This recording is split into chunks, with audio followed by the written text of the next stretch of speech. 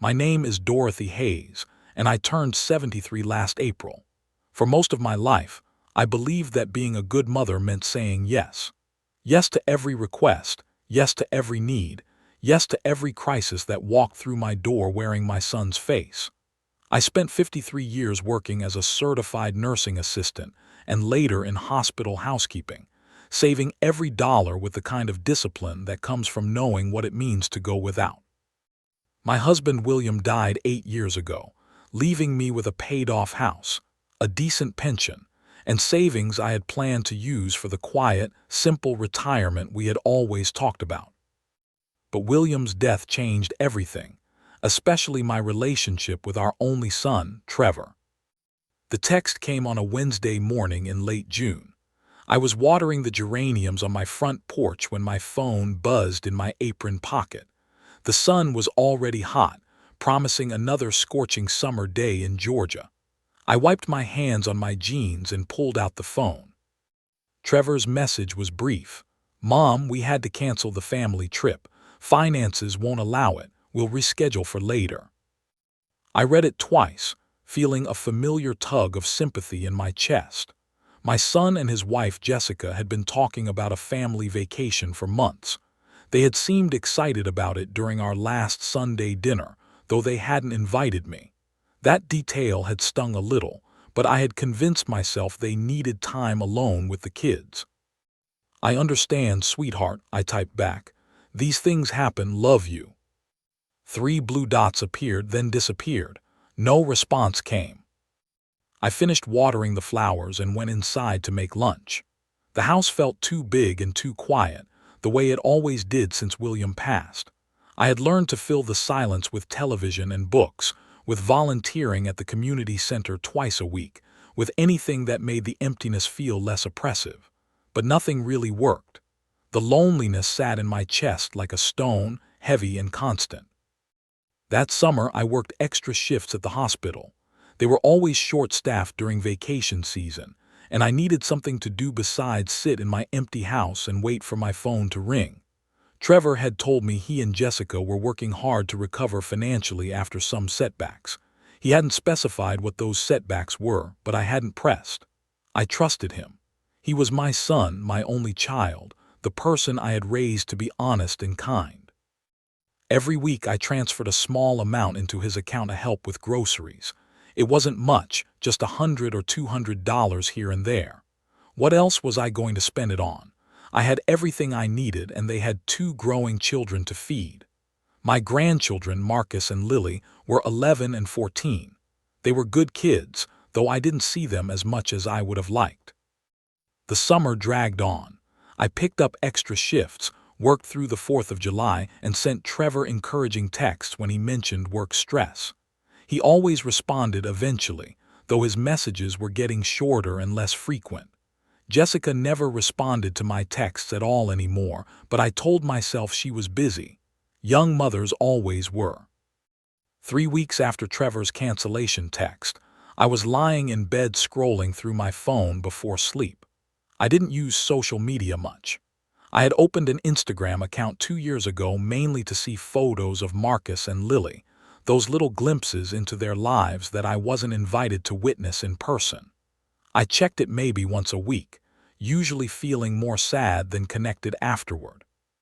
That night, something made me open the app. Jessica's profile loaded, and the most recent post was from 4 hours ago. The image hit me like a physical blow. Jessica stood on the deck of an enormous cruise ship, the ocean stretching blue and endless behind her. She wore a coral-colored dress that looked expensive, the kind with designer stitching and a price tag that would make me gasp. Her sunglasses reflected the tropical sky. Her smile was wide and perfect. The caption read, "Unforgettable family vacation." Unforgettable. That word felt like it was mocking me. My hands started trembling as I swiped to the next photo.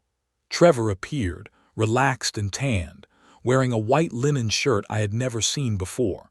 He held a cocktail decorated with pineapple and a tiny pink umbrella, the kind they served at resort bars.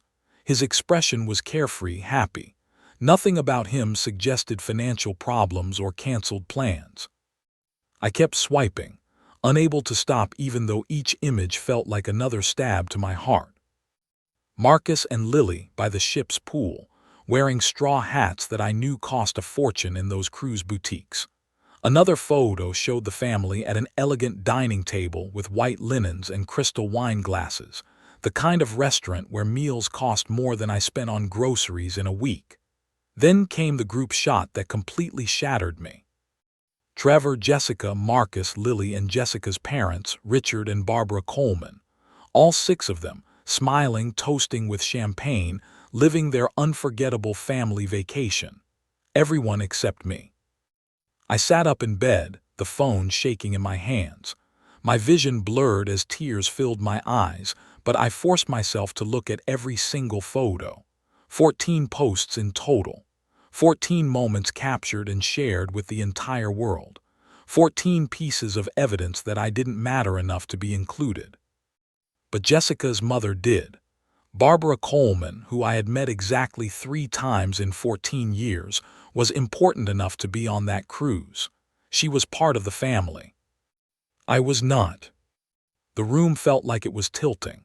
I set the phone down carefully on my nightstand and stared at the ceiling, trying to breathe through the crushing weight in my chest. This wasn't just about a vacation. This was about Trevor looking me in the eye well, speaking to me on the phone with that serious, concerned voice, and deliberately lying to me. They hadn't canceled the trip because of money problems.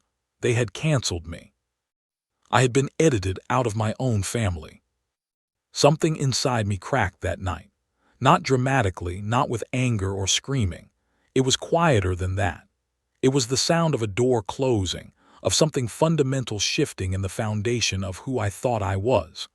I lay in the darkness, my phone silent beside me, and for the first time in 8 years, I felt something other than the desperate need to be useful, to be needed, to be included at any cost. I felt cold clarity. I didn't call Trevor. I didn't comment on the photos. I didn't send a hurt text asking why they had lied. I simply held my silence and let that cold clarity settle into my bones, changing me from the inside out in ways I didn't yet understand. The next morning, I woke up at dawn and went about my routine as if nothing had happened. I made coffee. I ate toast. I got dressed for my shift at the hospital. But everything felt different, like I was watching myself move through my life from a great distance. At work, my friend Denise noticed immediately. "Dorothy, you look exhausted. Did you sleep at all?" "Not much," I admitted. "What's wrong?" I almost told her. The words were right there, pressing against my teeth, but I swallowed them back. "Just one of those nights," I said instead. Denise squeezed my shoulder, and I felt the tears threatening again. I excused myself to the bathroom and stared at my reflection in the harsh fluorescent light.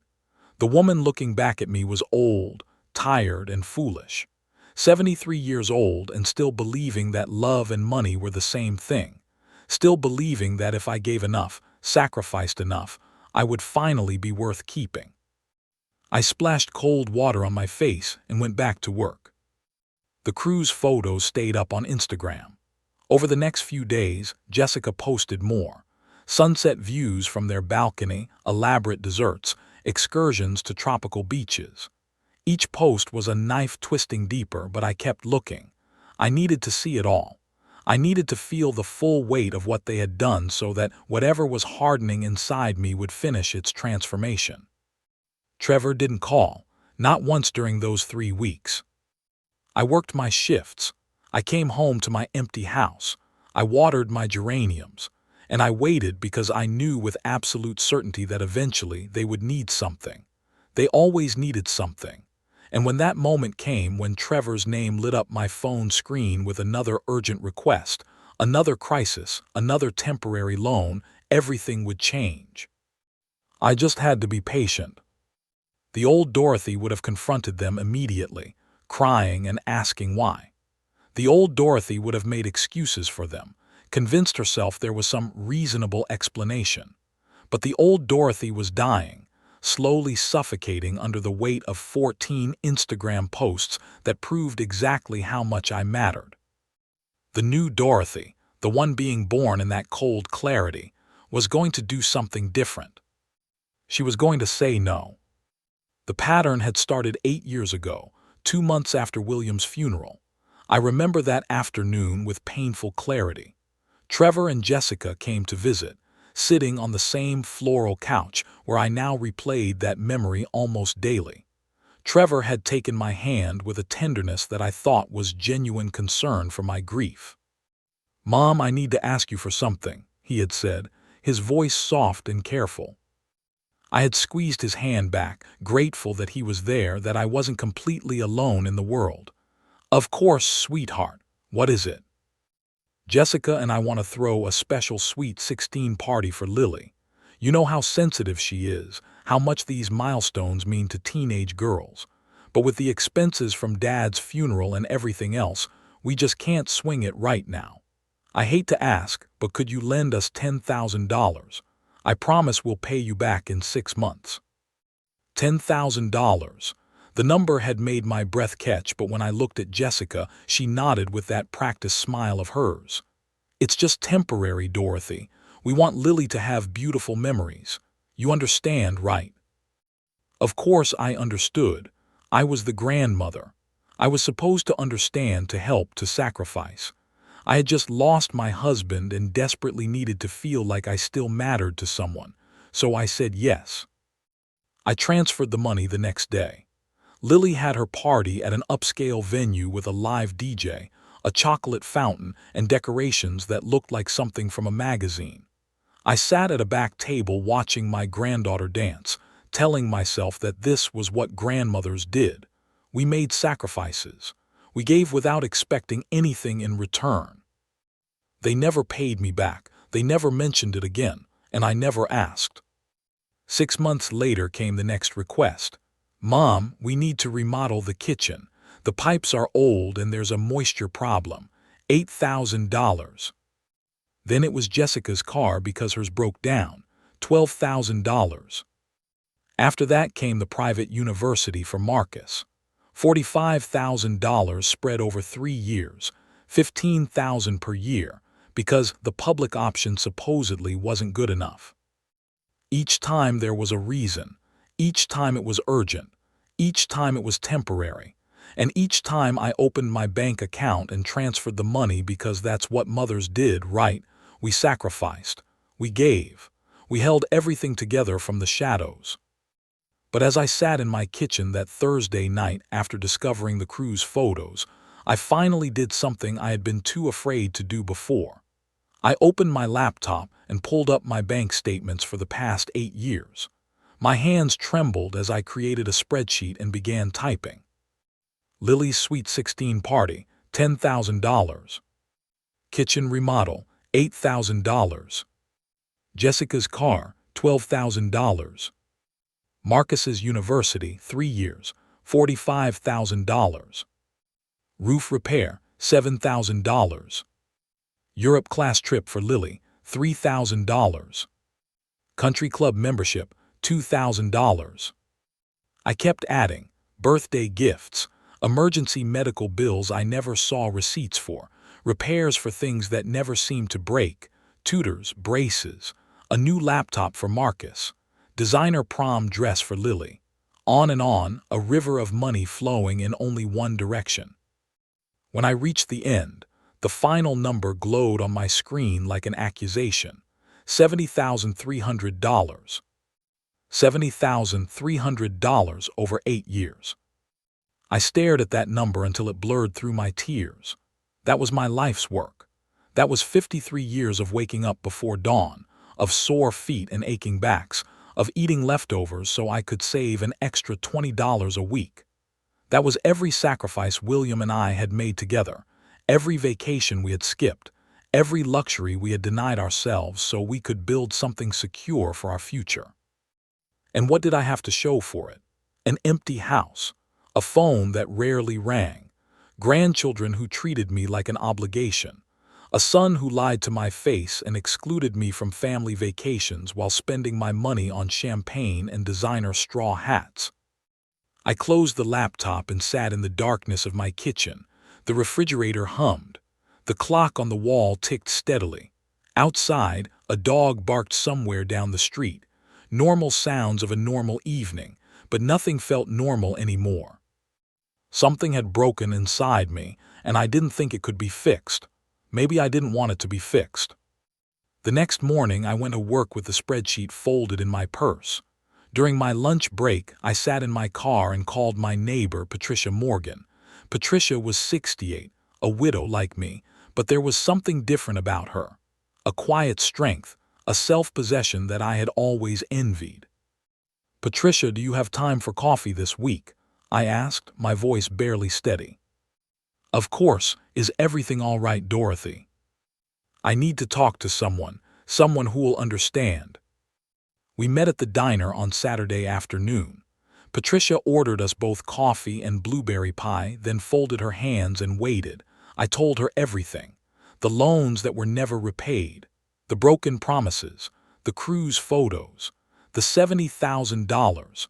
I showed her the spreadsheet and she studied it in silence, her expression moving from surprise to anger. "Dorothy," she finally said, her voice tight with controlled fury, "you're not a mother to them, you're a bank, and banks charge interest. Not just financial interest, but emotional interest. What are you getting back for everything you give?" The question hit me like cold water. "I don't know," I whispered. Rushed phone calls, obligatory visits, the privilege of being remembered only when they need money. I nodded, unable to speak past the lump in my throat. Patricia reached across the table and took my hand. "You don't owe them anything more. You've given enough. You've given too much. Now it's time to give yourself what they've never given you, respect." Those words stayed with me through the weekend. They echoed in my head during my shifts at the hospital. They followed me home at night. They were there when I woke up in the morning. Respect. Such a simple concept, yet something I had been living without for 8 years. On Monday, something small but significant happened. It was Marcus's birthday. My eldest grandson was turning 21. I had bought him a gift weeks ago, an expensive leather wallet I knew he would like. I called Trevor to ask about the birthday celebration. "Oh, Mom, Marcus just wants something small this year, just with his friends. You know how young people are now, but I'll take your gift to him, don't worry." I hung up and stared at my phone. 21 years of birthdays. I had been present at every single one. I had paid for several of them, and now I didn't even deserve an hour of his time. That night I opened my laptop again and looked at the spreadsheet with new eyes. This wasn't just money. This was my life, quantified and numbered. This was every hour I had worked, every sacrifice I had made, reduced to a transaction that benefited everyone except me. I thought about Patricia's question. What was I getting back? Nothing. I was getting nothing. The realization should have devastated me, but instead it crystallized into something harder, colder. I wasn't sad anymore. I was done. 3 weeks and 2 days after I saw those cruise photos, my phone vibrated at 7:15 in the morning. I was making coffee, going through my morning routine with the mechanical precision I had developed over the past weeks. My phone sat on the counter, and Trevor's name lit up the screen. A text message. My heart rate increased, but not with the anxious hope I used to feel. This was different. This was the anticipation of a chess player who had been waiting for their opponent to make an inevitable move. I picked up the phone and read, "Mom, I urgently need $6,000, credit card issue. I'll pay you back next month." I read those words 5 times.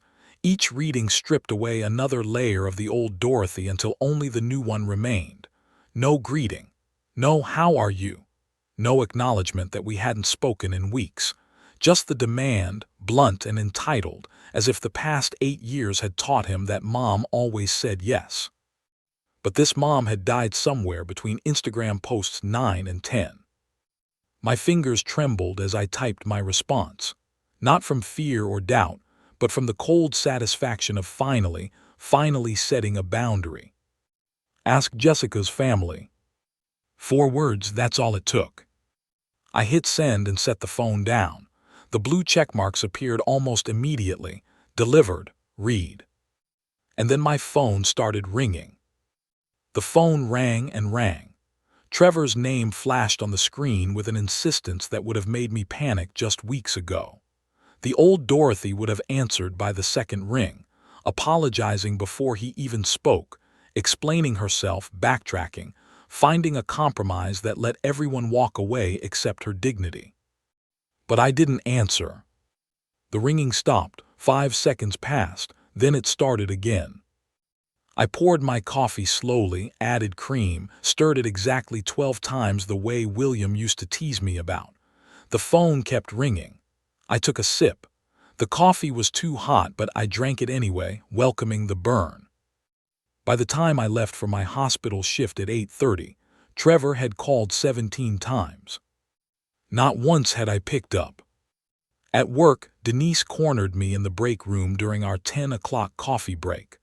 "All right, Dorothy Hayes, what's going on? You've had this look on your face for 3 weeks now. Half the time you're somewhere else entirely, and the other half you look like you're about to set something on fire with your mind." I laughed, surprising both of us. "Is it that obvious?" "Honey, I've known you for 12 years. You're the most transparent person I've ever met. So spill." I told her not everything, but enough. The cruise photos, the lies, the money. Denise listened without interrupting, her expression darkening with each detail. "That son of a," she caught herself.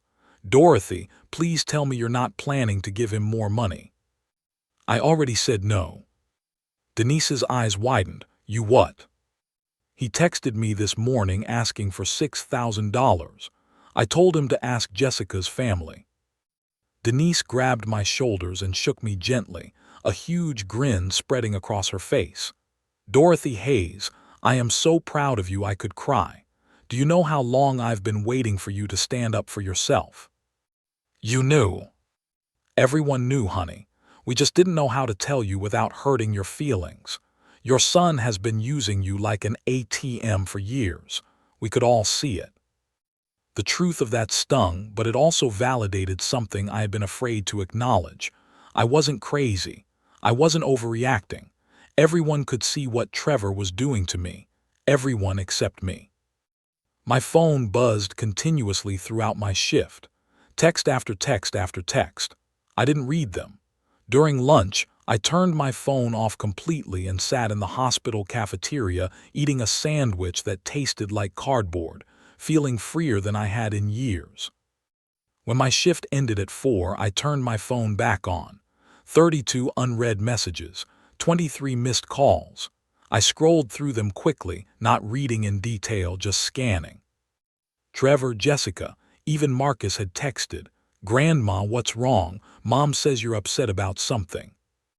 The last message was from Trevor, sent 20 minutes ago. "Mom, this is ridiculous. You're an adult. You can't act like a child just because you got upset about something. Call me and let's talk like civilized people." I read that message 3 times, feeling my jaw clench tighter with each word. That's how he saw me. As a child throwing a tantrum. Not as a woman who had been lied to, used, and deliberately excluded. Not as a mother who deserved basic consideration. Just as a malfunctioning ATM that needed to be managed back into compliance. I drove straight to the bank. The same teller who had helped me make large transfers over the years greeted me with her professional smile. Her name was Amanda, and she had rectangular glasses that made her look younger than she probably was. "Good afternoon, Mrs. Hayes. What can I help you with today?" "I need to close the joint account I have with my son," I said, my voice steadier than I expected. "I also need to cancel all the authorized user cards in their names and block any automatic transfer permissions." Amanda's smile faltered. "That's a significant change. Are you certain?" "I've never been more certain of anything in my life." She studied my face for a moment, and I saw recognition there. Understanding, maybe even approval. "Of course. Let me pull up your account. This will take a little while. Please have a seat." I sat in the uncomfortable plastic chair and waited. Around me, other customers conducted their normal banking business. A young couple opened a savings account for their new baby. An elderly man deposited his Social Security check. A teenager got help setting up their first checking account. Normal people doing normal things, their lives uncomplicated by the kind of betrayal that had brought me here. The process took nearly 2 hours. Amanda walked me through every form, every signature, every authorization I needed to revoke. With each signature, I felt pieces of myself returning, pieces I had given away thinking I was buying love. "The joint account is now closed," Amanda finally said. "The cards are canceled. They no longer have any access to your funds, Mrs. Hayes." "Thank you." She handed me the final documents, then leaned forward slightly, lowering her voice. "My mother went through something similar with my brother. It took her until she was 75 to cut him off. You're doing the right thing. Sometimes love has to be tough, or it's not really love at all." I left the bank feeling like I had shed a layer of skin. Everything looked sharper, clearer. The sky was that brilliant blue you only get on summer afternoons.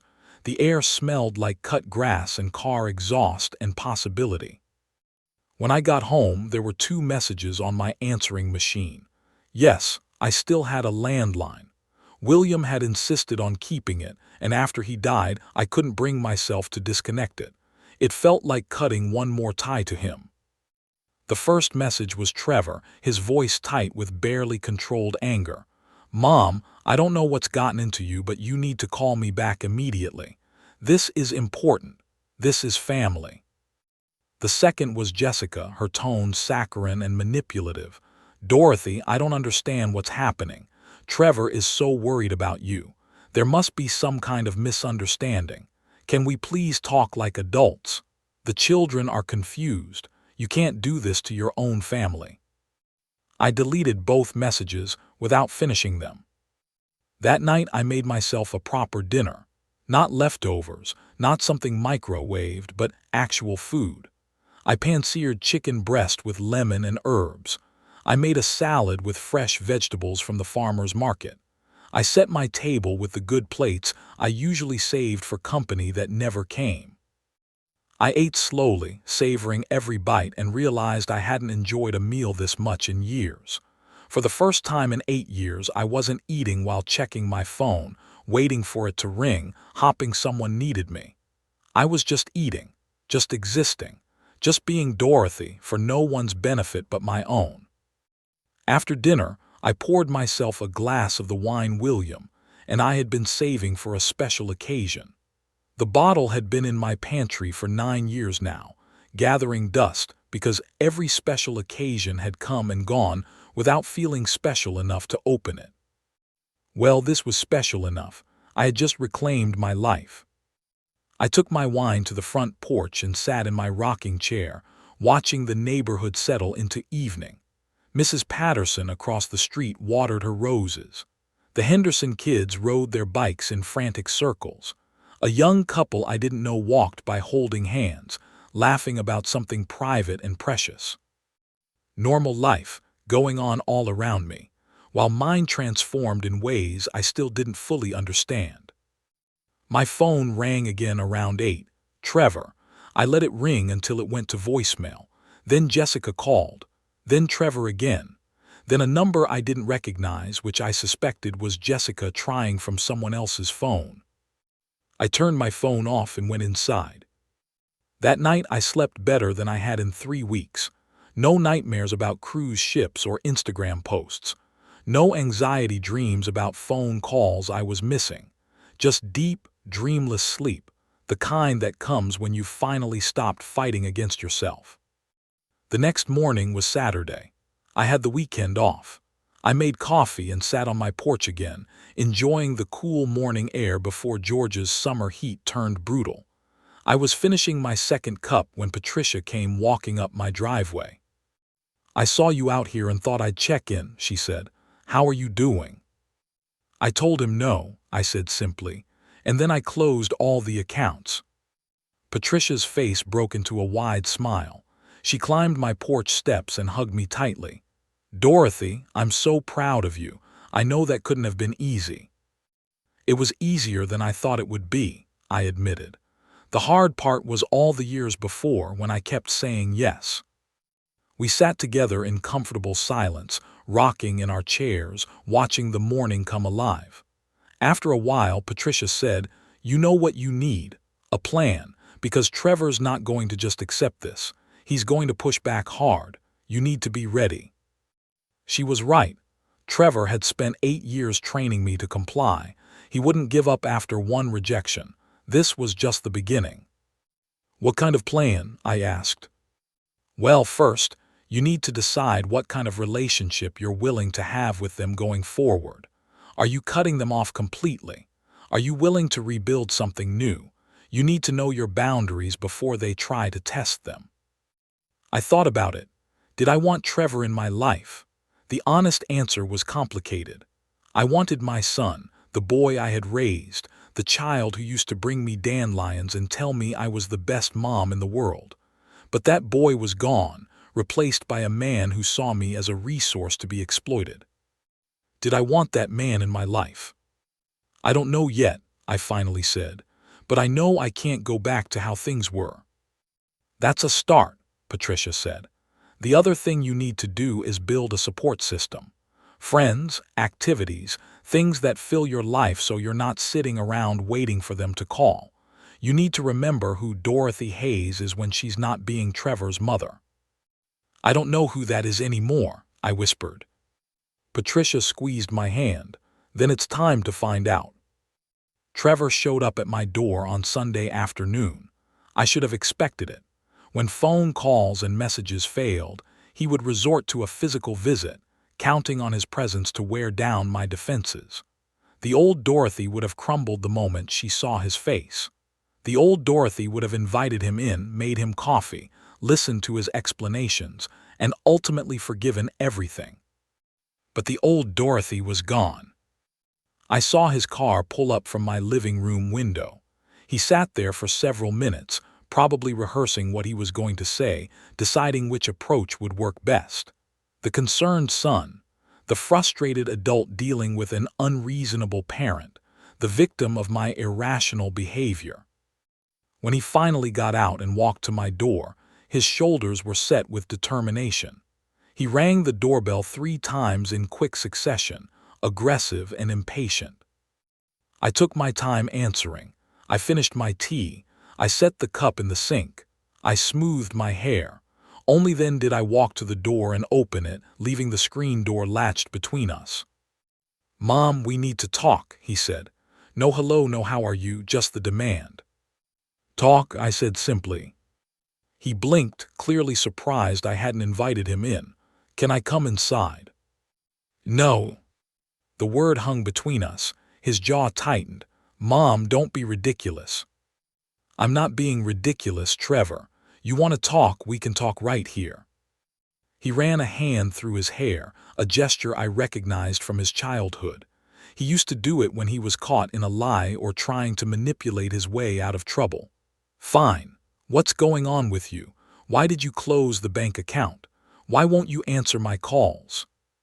Why did you lie to me about the cruise?" I countered. His expression shifted just for a second and I saw something ugly underneath: irritation, impatience. He recovered quickly, forcing his face into concern. "Mom, if this is about the vacation, I can explain.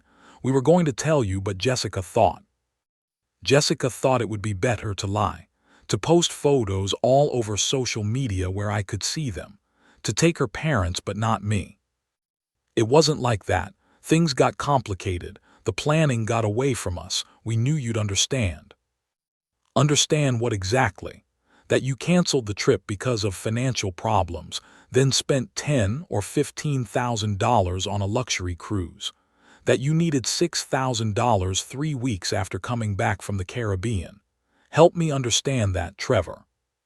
His face flushed red. The concerned son mask was slipping. "That's different. Those were separate things.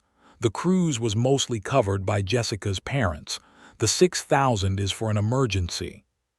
"What emergency?" Credit card debt, medical bills. Things are tight right now, Mom. That's why I need your help. You always need help, I said quietly. Every month for 8 years, always urgent, always temporary, always repaid next month, except it's never repaid, is it, Trevor? I don't know what you're talking about. I've always paid you back. That lie, that blatant, obvious lie, made something snap inside me. Never, I said, my voice rising for the first time. You have never paid me back a single dollar. I have the records, Trevor. Every transfer, every check, every time you promised it was temporary. $70,300 over 8 years. Not 1 cent repaid. His mouth opened, then closed. He looked genuinely shocked that I had been keeping track, as if the thought had never occurred to him that I might actually know what was happening to my own money. That's different, he stammered. That was for family, for the kids, for emergencies. What emergency was the cruise? He didn't answer. What emergency was Lily's $16,000 Sweet 16 party? What emergency was the country club membership? What emergency were the designer prom dresses and the European vacation and all the other things you just had to have? You're twisting everything, he said, his voice getting harder. That money was for your grandchildren. You should want to help them. I did help them. For 8 years I helped. And you know what I got in return? Lies, exclusion, disrespect. Do you know when I found out about the cruise, Trevor? From Instagram. From photos your wife posted for the whole world to see. You didn't even have the decency to hide it from me. That was Jessica's account. I didn't know she was going to post. Don't blame Jessica. You called me. You lied to me. You told me you were struggling financially while you were literally on vacation. You looked me in the eye and lied. I didn't look you in the eye. We were on the phone. The casual cruelty of that statement, the complete lack of remorse, hit me like a slap. He didn't even understand what he had done wrong. Get off my porch, I said. Mom. Get off my porch, Trevor. I'm done with this conversation. You're making a huge mistake, he said, his voice low and threatening now. You're going to end up alone, old and alone. And when you need help, when you're the one with emergencies, I won't be there. The threat was meant to terrify me. It would have worked on the old Dorothy, the one who feared abandonment more than anything. But this Dorothy had already been abandoned.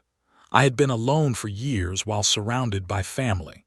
Being actually alone couldn't be worse than the loneliness I had felt sitting at that back table at Lily's party, invisible and irrelevant. I'm already alone, Trevor, I said quietly. I've been alone since the day you decided I was only valuable when I had money to give. And you know what? I'd rather be truly alone than surrounded by people who only see me as a wallet. His face hardened into something I didn't recognize. This wasn't my son. This was a stranger who happened to share DNA with me. You'll regret this, he said. I don't think I will. He stared at me for a long moment, maybe expecting me to break, to give in like I always had. But I held his gaze without flinching. Finally, he turned and walked back to his car. He drove away fast, tires squealing slightly on the pavement. I stood in my doorway for a long time after he left, shaking but not from fear, from relief, from the simple, overwhelming relief of having finally said the things I needed to say. Patricia appeared at my elbow. I hadn't even heard her approach. She must have been watching from her house, ready to intervene if needed. I'm proud of you, she said softly.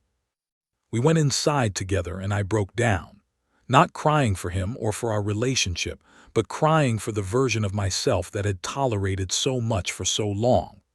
Patricia held me while I sobbed, and when I was finally empty, she made us both tea and we sat in my kitchen in comfortable silence. What happens now? I finally asked. Now you start building a life that's yours, Patricia said. Now you figure out what makes Dorothy happy. Now you stop living in pause, waiting for someone else to give you permission to exist. The next few days were strange. My phone stayed quiet, eerily so. No more desperate calls from Trevor. No manipulative texts from Jessica. It was as if my confrontation with Trevor had finally convinced them that this time was different. Or maybe they were just regrouping, planning a new strategy. I used the silence to do something I had been putting off for years. I started going through William's things. After he died, I had boxed up most of his belongings and shoved them in the spare bedroom, unable to face the grief of sorting through a lifetime of memories. But now, 8 years later, it was time. I found his journal in the third box I opened. William had kept sporadic entries throughout our marriage, nothing consistent, just moments he wanted to remember. I sat on the floor of that spare bedroom and read through years of our life together. Most entries were sweet and mundane. Notes about vacations we had taken, funny things that had happened at work, memories of Trevor's childhood. But then I found an entry from 6 months before William died. The date was circled in red ink. Dorothy gave Trevor another $5,000 today for something about the house. She didn't tell me directly. I saw the bank statement. This is the third large withdrawal this year. I tried to talk to her about it tonight, asked if Trevor was taking advantage, but she got defensive. She said I don't understand how hard it is for young families today. Maybe she's right. Maybe I'm just a grumpy old man who doesn't trust his own son. But something doesn't sit right with me. I see how Trevor looks at her now, not like a son, but like someone sizing up an opportunity. I wanted to push the conversation, but Dorothy started crying and I dropped it. I always drop it because I can't stand to see her hurt. But I worry what will happen when I'm gone and there's no one to ask the hard questions. I read that entry 3 times, tears streaming down my face. William had known. He had seen what Trevor was doing even back then and he had tried to protect me. But I hadn't listened. I had defended Trevor, chosen my son over my husband, and William had backed off because he loved me too much to push. I'm sorry, I whispered to the empty room, to the ghost of my husband. I'm so sorry I didn't listen. But even in my grief I felt something else, validation. I wasn't imagining things. William had seen it too. Trevor's behavior wasn't new, it had just gotten worse after William died because there was no one left to question it. I spent the rest of the week organizing William's belongings, keeping what mattered and donating the rest. It felt like saying goodbye properly, something I had been too raw to do 8 years ago. By the time I finished, the spare bedroom looked different, lighter, cleaner, ready for something new. On Thursday afternoon, I was reading on my porch when a car I didn't recognize pulled up. A young man got out, and it took me a moment to realize it was Marcus. My grandson had grown up so much in the past year. He was taller, his shoulders broader, his face more mature. "Grandma," he called hesitantly from the sidewalk. "Marcus," I set my book down but didn't get up. "What brings you here?" He walked slowly up the path, his hands shoved in his pockets. "Can we talk?" "Of course." He sat on the porch steps, not quite ready to come all the way up. For a long moment he didn't speak, just stared at his shoes. "Grandma, I need to apologize," he finally said. "I know what Dad and Mom have been doing. I've known for a while. I heard them arguing about money, heard them talking about asking you for more. I never said anything. I just took the benefits and pretended I didn't know where the money was coming from. That makes me complicit. I'm sorry." His voice cracked on the last word, and I saw tears in his eyes. This was genuine. This was real remorse, not the manufactured guilt Trevor had tried to use against me. "Thank you for saying that, Marcus," I said softly. "It means more than you know." "There's something else you should know," he continued. "Mom and Dad are in serious trouble financially. They've always lived beyond their means, but they counted on. They counted on you as part of their budget. Now that you closed the account, they're panicking. Dad had to sell Mom's car. They're behind on a bunch of payments. And instead of accepting that they created this problem, they're blaming you. They're telling everyone you abandoned the family." My jaw tightened. Of course they were. Of course they couldn't take responsibility. Marcus, I need you to understand something, I said. I am not responsible for your parents' financial problems. They're adults. They made their choices. I'm not abandoning anyone. I'm simply refusing to be used anymore. I know, he said quickly. I'm not asking you to help them. I'm actually calling to say that I don't want to be like them. I started looking for a job. I'm going to move out as soon as I can. I don't want to be part of this cycle. Pride swelled in my chest. I'm glad to hear that. Would it be okay if I visited you sometimes? Just you and me without them? His voice was small, hopeful. I would like that very much. We talked for another hour. Real conversation, not the superficial exchanges I had been limited to before. He told me about his plans, his fears about the future, his relationship with a girl he was too shy to introduce to his parents. I told him about his grandfather, shared stories Marcus had never heard. When he finally left, he hugged me tight. I love you, Grandma, not for what you can give me, just for you. After he drove away, I sat on my porch and cried again. But these were different tears. These were tears of hope. The letter arrived 2 weeks after my confrontation with Trevor. It was addressed in handwriting I didn't recognize, no return address on the envelope. I opened it carefully, half expecting some kind of legal threat. Instead, I found a note from Richard Coleman, Jessica's father. Dear Dorothy, I recently learned about the situation between you and Trevor and Jessica. My daughter finally told me the truth about the cruise and the circumstances surrounding it. I want you to know that Barbara and I were not aware they had lied to you about canceling the trip. Had we known, we would not have attended. What they did to you is inexcusable.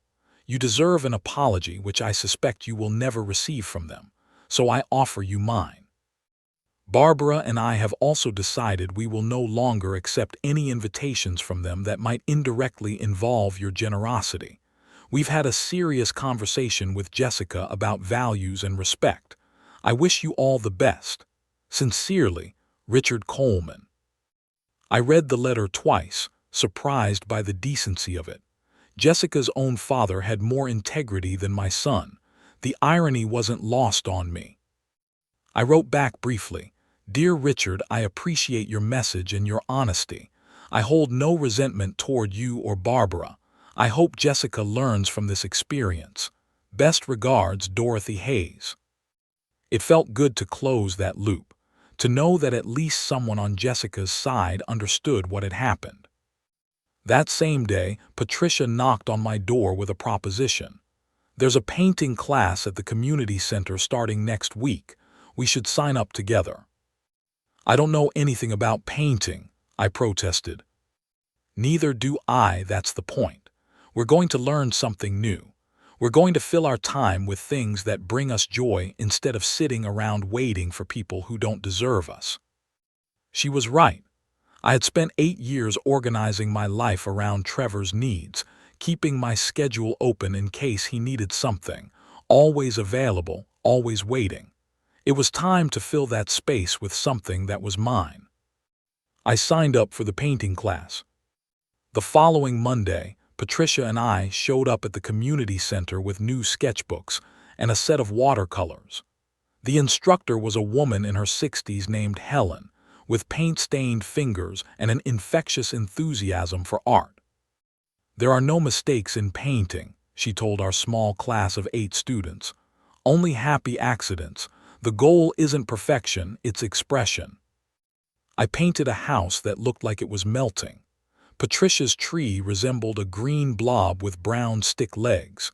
We laughed until we cried, and I realized I hadn't laughed like that in years. After class, 3 of us, me, Patricia, and a woman named Grace, went out for coffee. Grace was 70, recently divorced after 40 years of marriage, rebuilding her life from scratch. My ex thought I'd fall apart without him, Grace said, stirring sugar into her coffee. But you know what? I'm happier now than I've been in decades. I forgot who I was when I was married. Now I'm remembering. Her words resonated deeply. I had forgotten who I was too. For 8 years, my entire identity had been wrapped up in being Trevor's mother, being useful, being needed. Without that role, I had to figure out who Dorothy Hayes actually was. Over the next few weeks, I started building a new life. I joined a book club that met every Thursday at the library. I started volunteering at the animal shelter on Saturdays, walking dogs who needed attention and love. I signed up for a senior yoga class that left me sore but energized. For the first time in 8 years, my calendar was full, but full with things I wanted to do, not obligations to others. My friendship with Patricia deepened. We became each other's family by choice. She taught me to play cards, and we spent evenings on her porch playing gin rummy and sharing stories. She had her own complicated history with her children, and we found comfort in knowing we weren't alone in our experiences. One evening, about a month after I had closed the bank accounts, Patricia asked me something I had been avoiding. Have you thought about what you want to do with the rest of your life? Not just filling time, but actually living. What do you mean? You've got money saved. You're healthy. You're 73, not 103. What's something you've always wanted to do but never did? I thought about it. William and I always talked about going to Italy.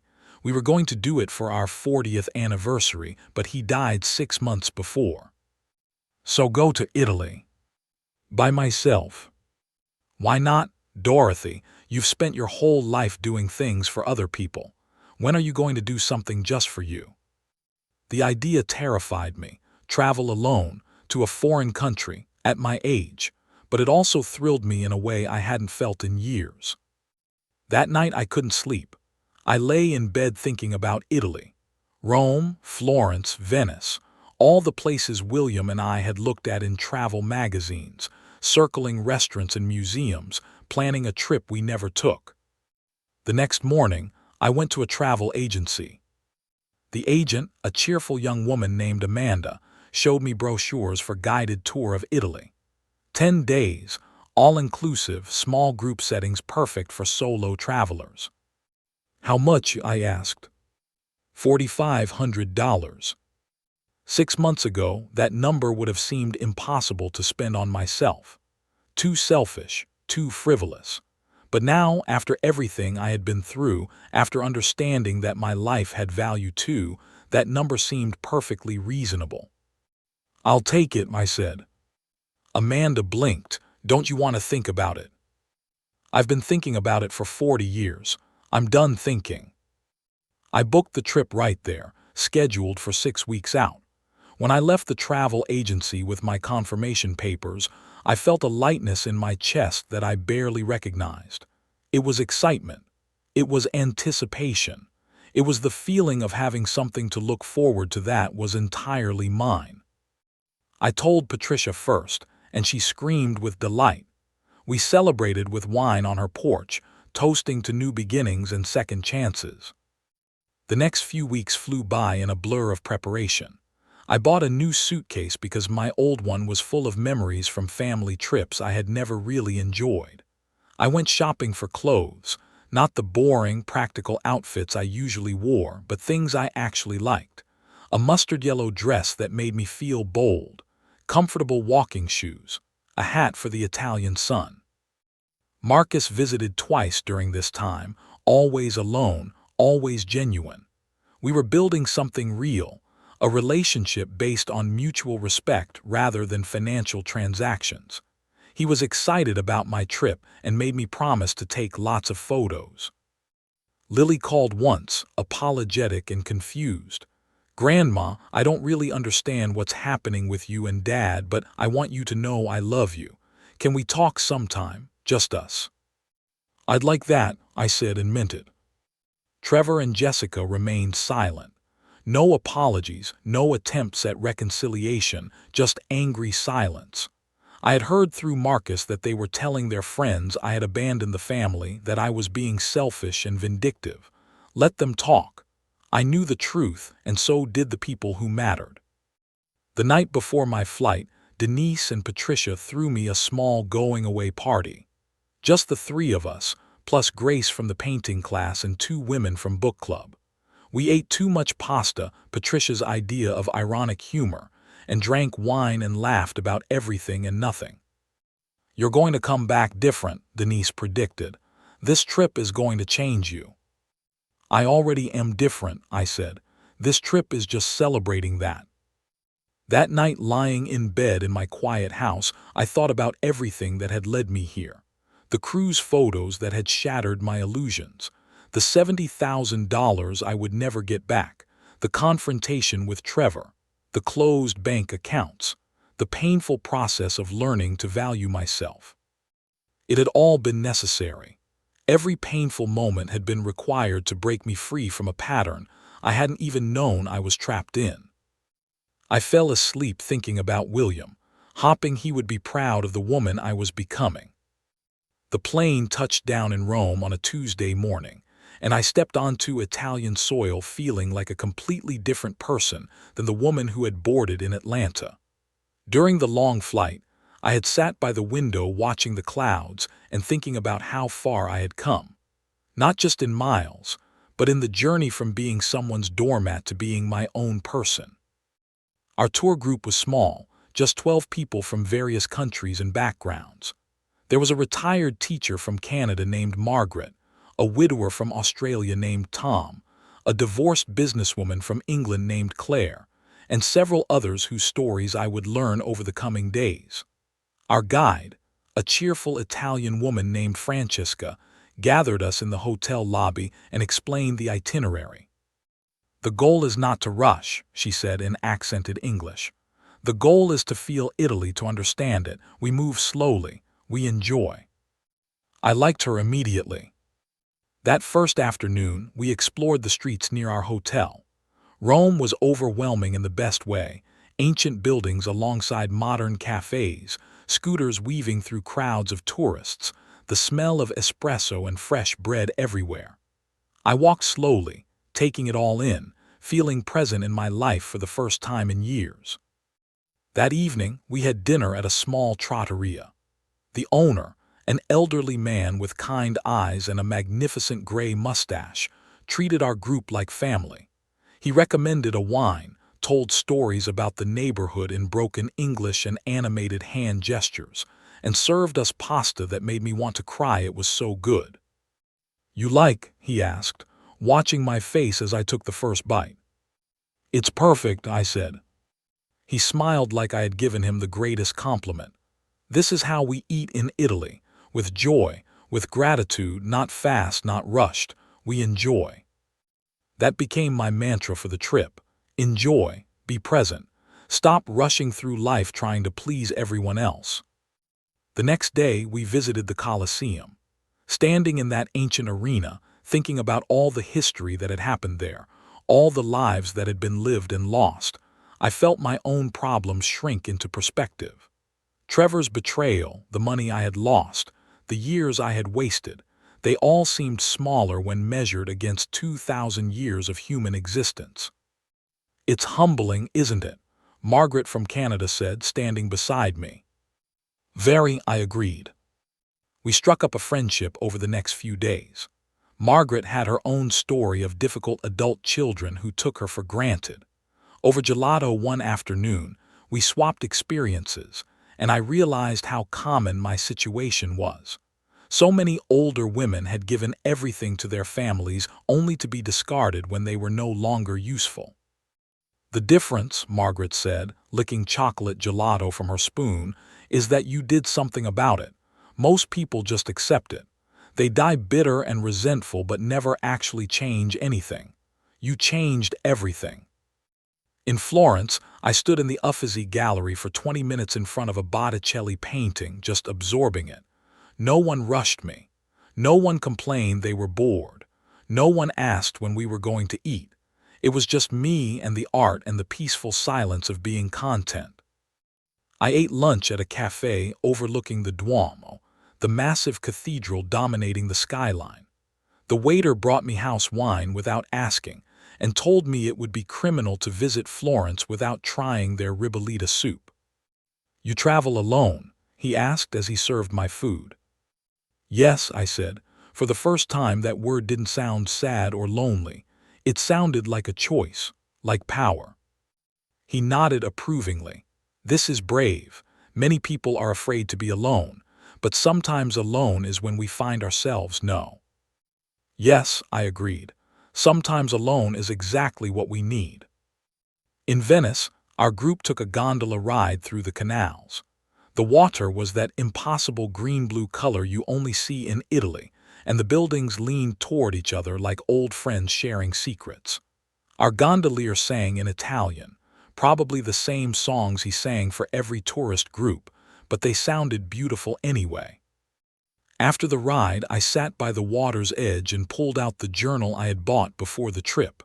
I hadn't written in it yet, waiting for the right moment. This felt right.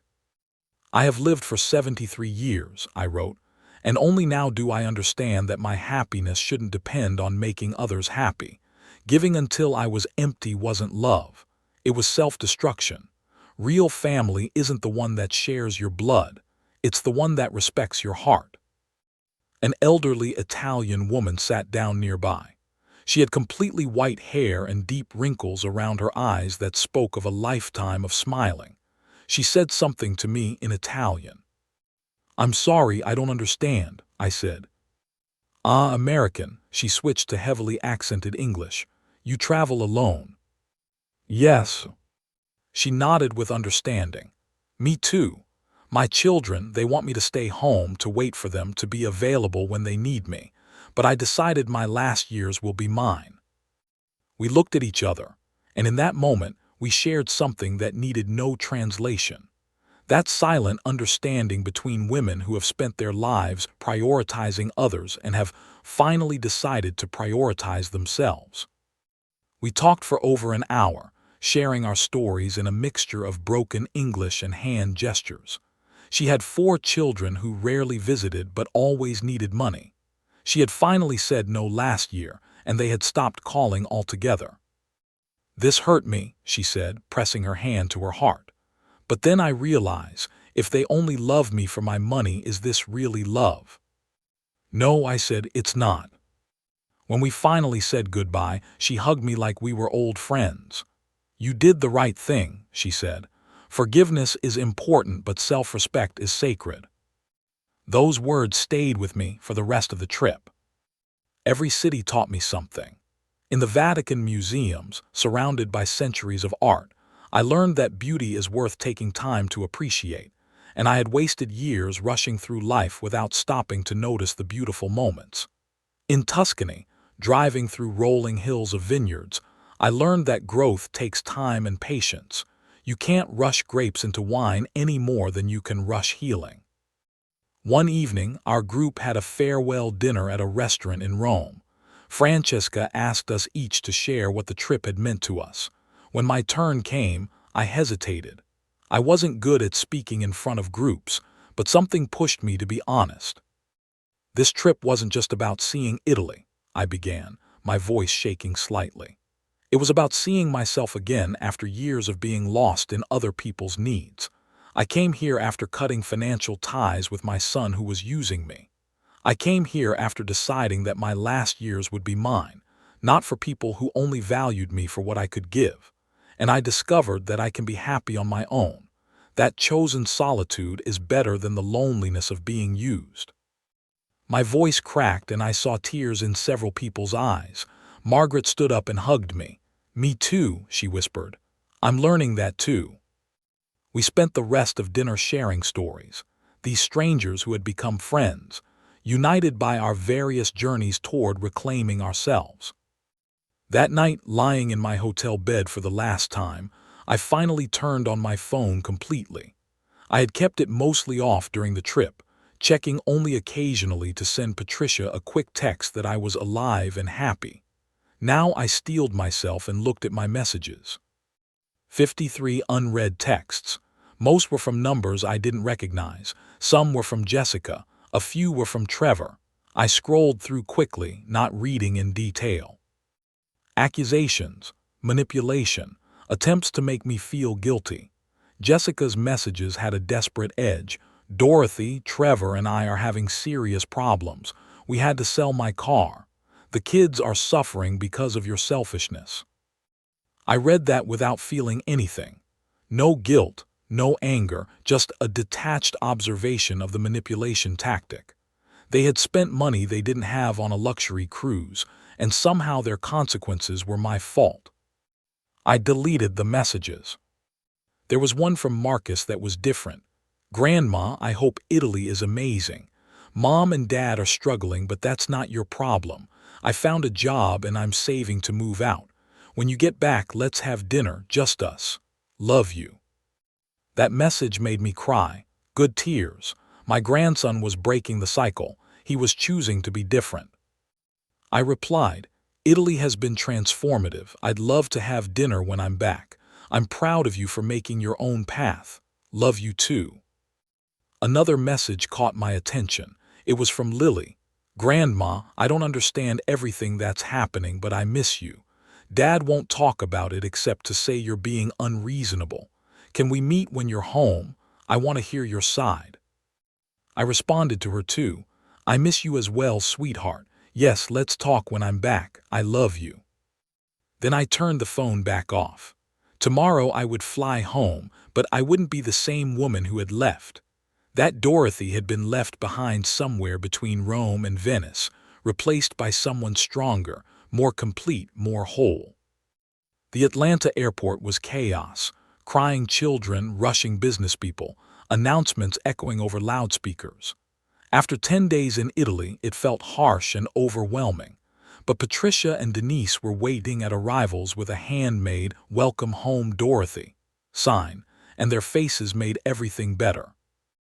They hugged me tight, both talking at once, asking questions about the trip, commenting on how good I looked, how different I seemed. "There's something in your eyes," Patricia said, studying my face. "A lightness." "I feel lighter," I admitted. "I feel free." On the drive home, I told them about Italy, the art, the food, the woman by the water's edge in Venice, the moment in the Uffizi when I had stood in front of a painting and felt completely at peace with myself. When we pulled up to my house, I noticed something on my porch, a package. Patricia and Denise exchanged glances. "Do you want us to stay while you open it?" Denise asked. I nodded. The three of us went inside and I brought the package to my kitchen table. It was wrapped in plain brown paper, no return address, but I recognized Trevor's handwriting on the label. My hands trembled slightly as I opened it. Inside were several items that made my breath catch.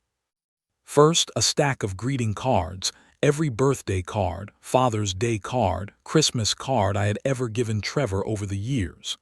Beneath those were old photographs, Trevor as a baby, his graduation, his wedding, and at the bottom a check. I pulled it out with shaking hands. $5,000 made out to me, signed by Trevor. In the memo line, "First payment." Beneath the check was a letter. "Read it," Patricia said softly. I unfolded the paper and began reading aloud, my voice breaking several times.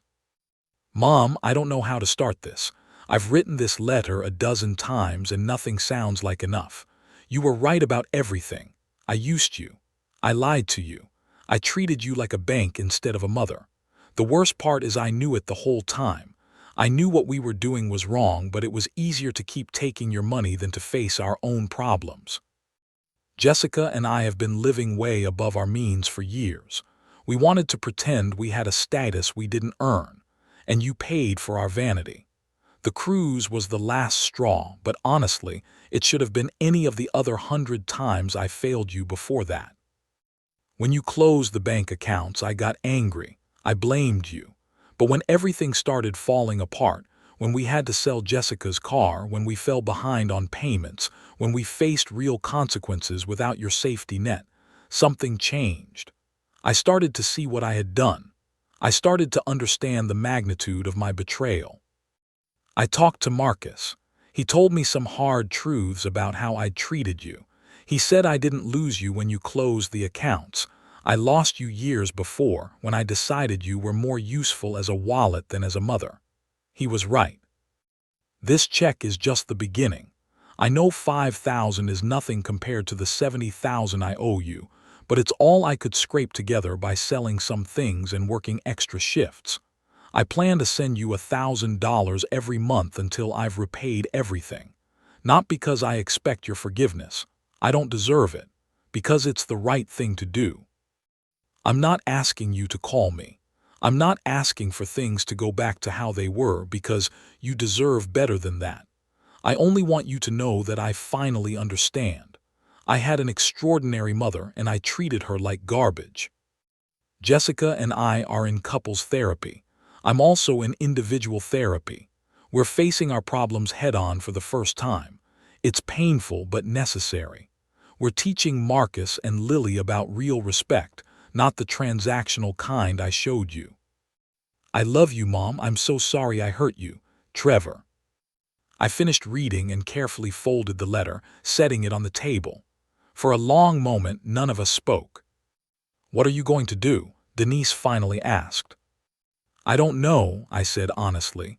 Part of me wants to tear up the check and tell him it's too late, but another part, a small part, wants to believe people can change. Patricia squeezed my hand. You don't have to decide anything right now. Let his actions over time show you whether this is real or just another manipulation. She was right. I had learned that not every decision needed to be made immediately. It was okay to sit with uncertainty. I put the letter and check in a drawer and didn't look at them again for several days. Instead, I focused on settling back into my new life.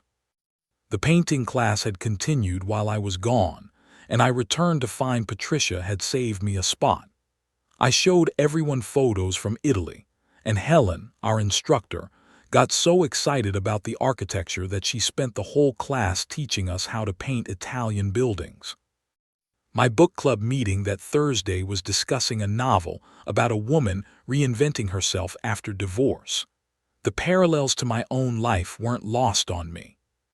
Sometimes, Grace said during our discussion, the greatest act of love is loving yourself enough to walk away from people who are hurting you, even if those people are family. Everyone in the room nodded. We had all learned that lesson the hard way.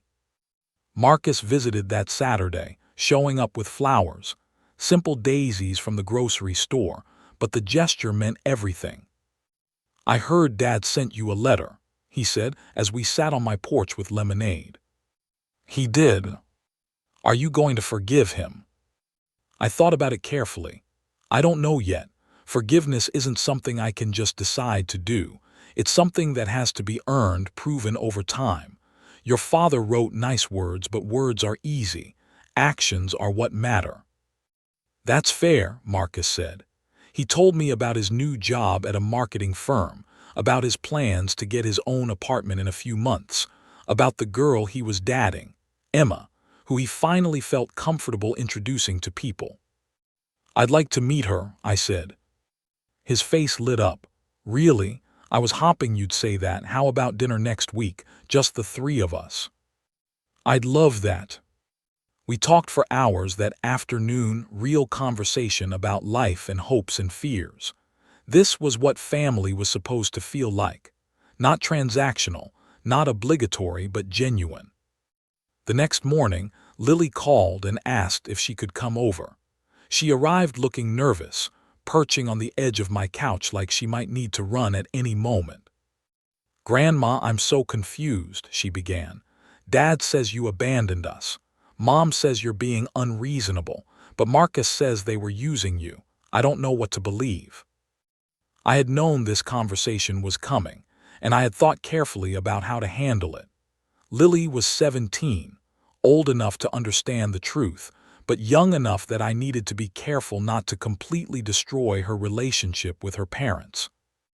Lily, I'm not going to tell you what to think about your parents, I said gently, but I will tell you what happened and you can make your own judgments.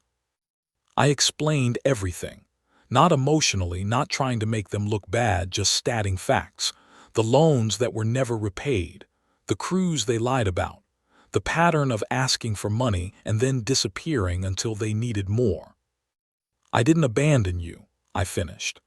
I simply decided that I deserved to be treated with respect, that my value as a grandmother shouldn't depend on how much money I can give. Lily was crying by the time I finished. I didn't know. I knew they asked you for money sometimes, but I didn't realize how much or how often. Grandma, I'm so sorry. You don't have anything to apologize for, sweetheart. You were a child. This was between me and your parents. Can we still have a relationship? She asked, her voice small, even if things are weird with them. Of course we can. You're always welcome here, Lily, always.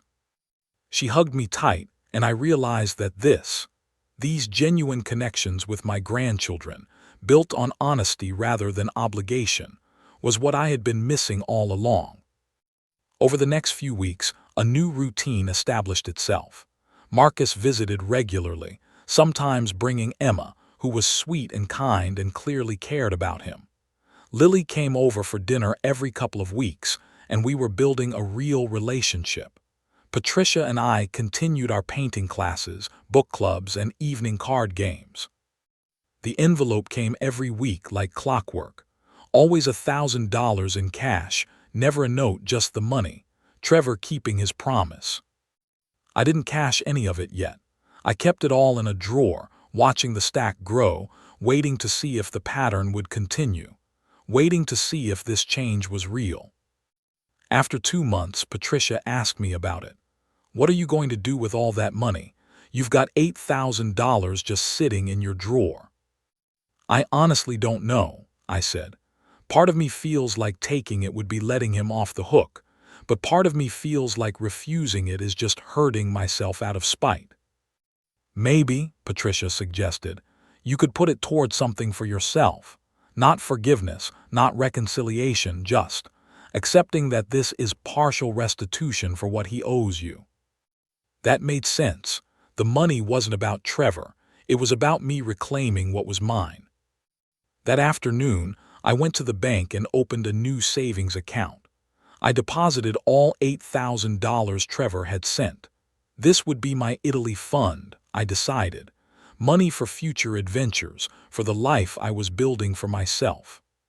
The pattern continued. Every week an envelope. Every week I deposited it into my Italy fund. After 4 months, I had $16,000 saved. After 6 months, $24,000. Trevor never called, never showed up at my door. He was respecting my boundaries, giving me space, proving through consistent action that he meant what he said in his letter. It wasn't enough, not yet, but it was something. Spring came to Georgia with an explosion of azaleas and dogwoods, the whole world turning pink and white like a watercolor painting. I was on my porch drinking morning coffee when Patricia came walking up with an envelope in her hand and an excited look on her face. Travel brochure, she announced.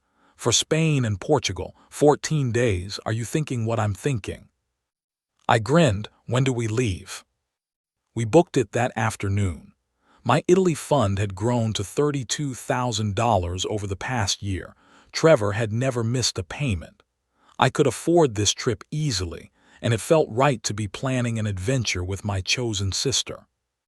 That evening, Marcus came over for dinner with Emma. They had been dating for 6 months now, and I could see the love between them, the easy comfort of two people who genuinely liked each other. Grandma, we have news, Marcus said as I served dessert. He looked at Emma and she nodded encouragingly. We're moving in together. We found an apartment in Midtown. That's wonderful, I said and meant it. There's more, Emma added, squeezing Marcus's hand. We're doing it the right way. We've saved up. We have a budget.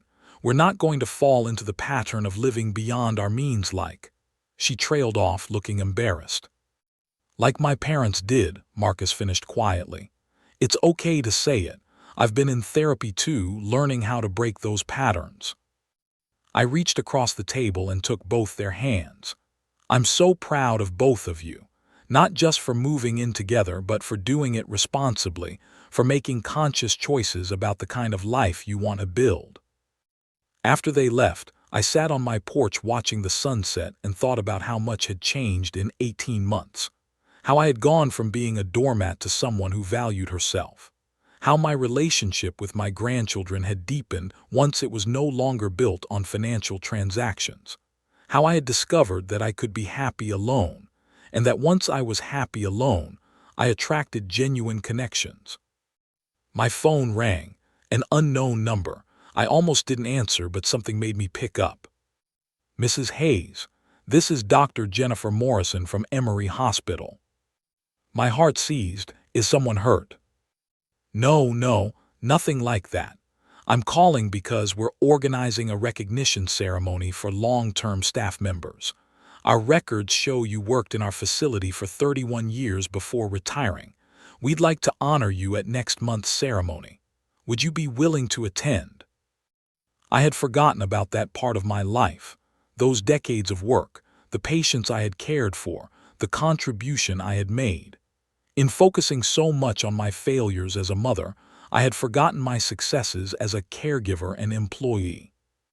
Yes, I said, emotion tightening my throat. I'd be honored. The ceremony was held on a Saturday evening in the hospital's conference center. I wore the mustard yellow dress I had bought for Italy, and Patricia came with me for support.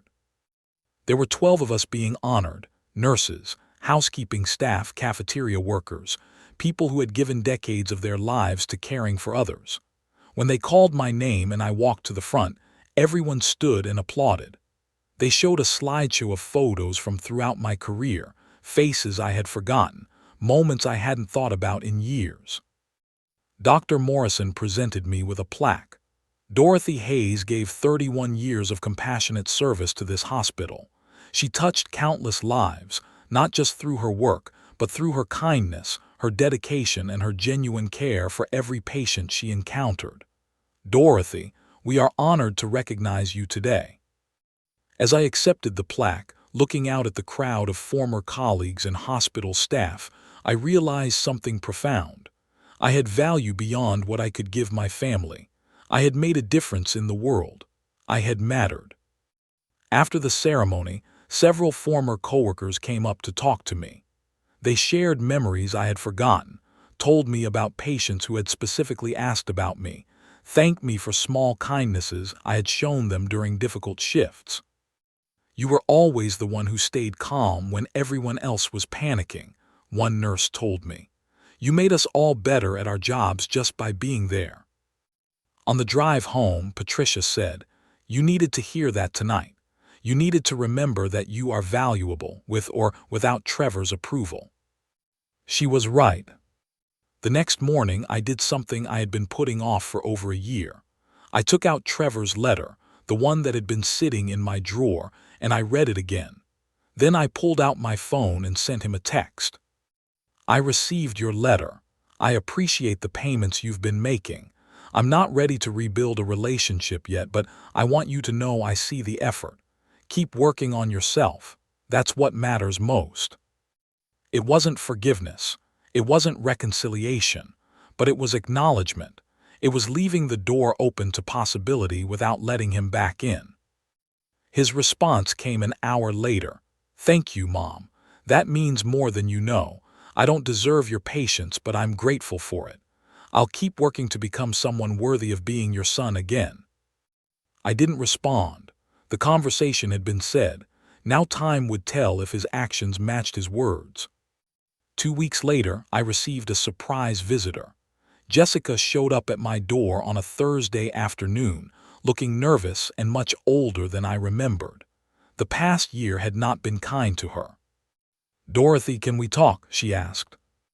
I almost said no, but curiosity won. 5 minutes. We sat on my porch. She didn't come inside. I owe you an apology, she began, her voice shaking. A real one. I've been in therapy, dealing with a lot of things about myself that I don't like. One of those things is how I treated you. I used you. I manipulated you. I encouraged Trevor to ask you for money because it was easier than facing our own financial irresponsibility. And then I excluded you from family events because I was ashamed of how much we owed you.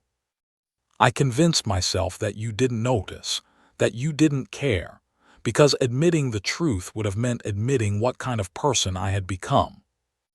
She was crying now, mascara running down her face. "I don't expect you to forgive me. I don't deserve it. I just wanted you to know that I see what I did. I see how wrong it was, and I'm sorry." I looked at her for a long moment. This woman who had helped destroy my relationship with my son, who had spent my money without a second thought, who had posted those cruise photos that started this whole chain of events. "Thank you for saying that, Jessica," I said quietly. "I appreciate the apology, but you're right, I'm not ready to forgive you. Maybe someday, but not today." She nodded, wiping her eyes. "That's fair. I just wanted you to know, and Marcus and Lily both talk about you all the time. They're so happy to have you back in their lives properly. I see what a difference it makes for them. I'm glad they have that, even if I don't." After she left, I sat on my porch for a long time, processing. The apology had been genuine, I could tell that much. But apologies didn't erase the past. They were just the first step in a very long journey toward healing. That evening, Denise, Patricia, Grace, and I had dinner at a new restaurant downtown. We laughed, shared stories, made plans for Patricia's and my upcoming Spain trip. These women had become my true family, the ones who showed up without needing to be asked, who celebrated my victories and supported me through my struggles. "To chosen family," Patricia said, raising her glass. "To chosen family," we all echoed. The Spain trip that summer was magical. Patricia and I explored Barcelona's architecture, ate tapas in Madrid, walked along the beaches of Portugal. We got lost in winding medieval streets and laughed until we cried at our terrible attempts to speak Spanish. One evening in Seville, we sat at an outdoor cafe watching flamenco dancers, and Patricia said, "You know what I love most about this?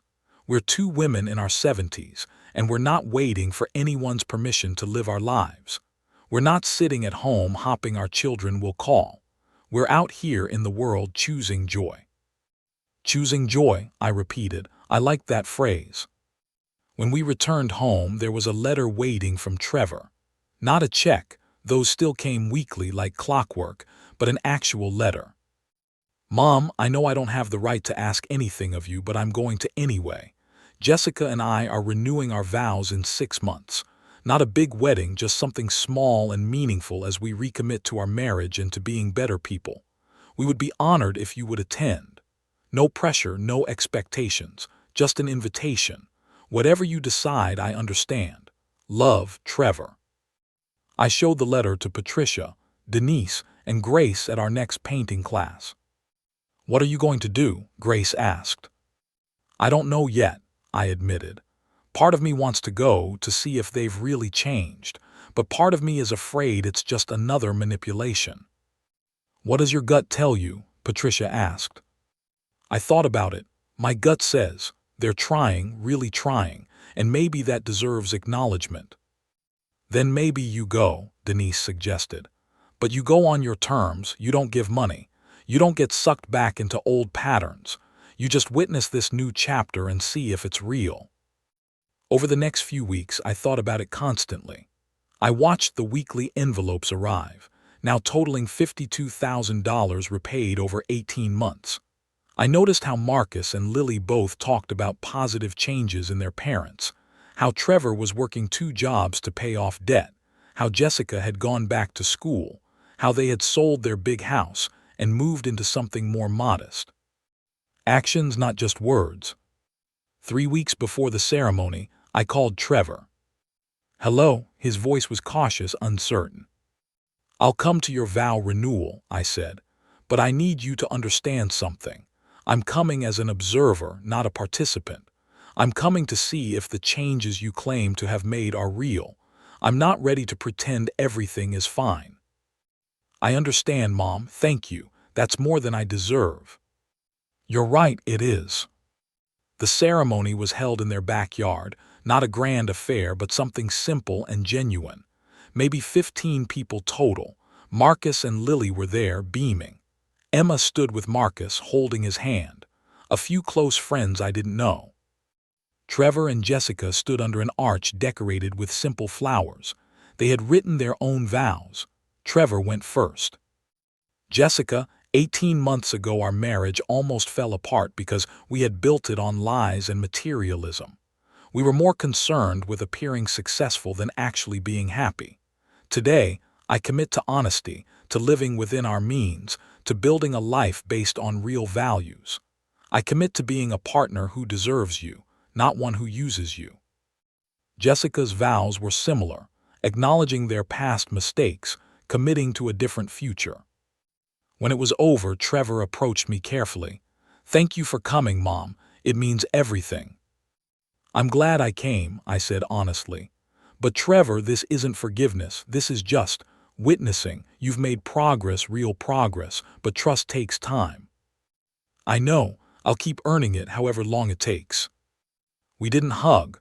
We didn't pretend everything was healed. But we acknowledged each other with respect, and that was something. As I drove home that evening, I realized I felt peaceful. Not happy, not sad, just at peace with where things were. My son was on a journey toward becoming a better person. My grandchildren were thriving. I had built a life filled with genuine friendships, adventures, and self-respect. That night I opened my laptop and looked at my Italy fund, now at $68,000. I had been thinking about something for months, and now felt like the right time. I researched for hours, then made some calls the next day. By the end of the week, I had done it. I established a scholarship fund at the community college, $25,000 to help older women returning to school after raising families. Women who had sacrificed their own education to care for others and were now trying to reclaim their lives. The fund would be called the William Hayes Memorial Scholarship, in honor of my husband, who had always believed education was the key to independence. When I told Patricia, she cried, "Dorothy, this is beautiful. You're taking your pain and turning it into something that helps others." "It's what William would have wanted," I said, "and it's what I want, to make sure other women don't lose themselves the way I almost did." The scholarship launched that fall. The first recipient was a 62-year-old grandmother named Angela who had raised 5 children and was now pursuing her dream of becoming a teacher. At the awards ceremony, she hugged me and said, "You're giving me a second chance at life." "No," I corrected gently. "You're giving yourself a second chance. I'm just helping clear the path." That Christmas was different from any I could remember. I hosted dinner at my house, not because I had to, but because I wanted to. Patricia and her children came, Denise and her husband, Grace, Marcus and Emma, Lily and her new boyfriend. I had invited Trevor and Jessica too, but made it clear they were guests, not hosts. They came and were respectful, helpful, present. They brought a modest gift, a framed photo of William and me from our wedding day that I thought I had lost. "I found it when we were downsizing," Trevor explained. "I had it restored. I thought you might like to have it." It was a thoughtful gesture, personal rather than expensive. Progress. After dinner, as everyone sat around talking and laughing, I looked around my living room and felt something I hadn't felt in a decade. Contentment. Not the desperate need to be needed, not the anxiety of wondering when the next crisis would come, just simple contentment with the life I had built. Later that night, after everyone had gone home, I sat on my porch with a cup of tea and William's photo. The air was cold and crisp, stars brilliant in the clear winter sky. "I think you'd be proud of me," I whispered to his picture. "I finally learned what you tried to tell me all those years ago, that love without respect isn't really love, that I'm valuable just for being me, not for what I can give, that it's never too late to choose yourself." The photo didn't answer, of course, but I felt William's presence anyway, that gentle support he had always given me, even when I was too stubborn to listen. As I sat there in the peaceful darkness, I thought about the past 2 years, about cruise photos that had shattered my world, about $70,000 that had bought me the most expensive lesson of my life, about saying no for the first time and discovering I wouldn't break, about Italy and Spain and all the adventures still to come.